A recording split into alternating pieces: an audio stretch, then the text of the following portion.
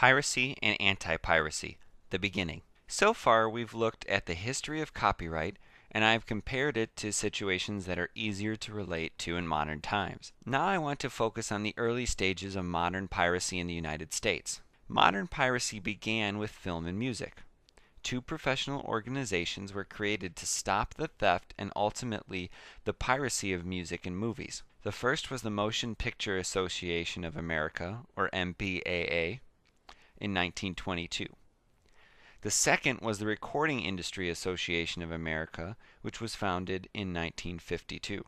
Both have worked in similar ways to the historic guilds. Both had the purpose of protecting the livelihood of those in each of the two respective industries. The difference was in the roles of the actual artists.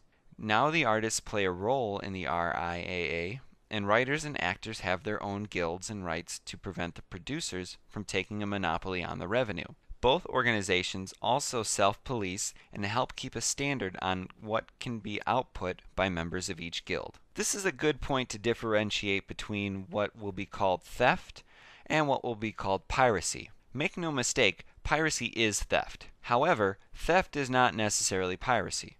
For the sake of this video, theft will refer to physically taking goods. For example, going to Best Buy and coming home with a Wii without paying for it is theft. Piracy will refer to obtaining and creating illegal copies of intellectual property.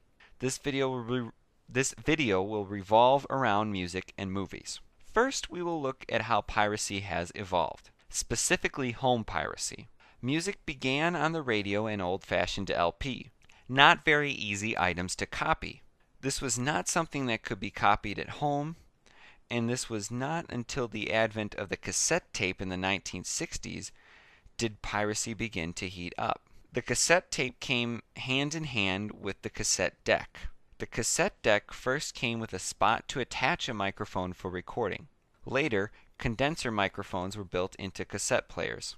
Both allowed for low-quality copies to be made of records and cassettes. Quality began to improve over the years, and so too did piracy. When the camcorder became more accessible to the consumer, this allowed for consumers to begin making bootleg copies of movies by videotaping movies in the theater and on television. With the invention of the VCR, people were also able to tape television programs and movies right off their TV set. When HBO came onto the scene in 1975, consumers were able to tape and copy movies commercial-free.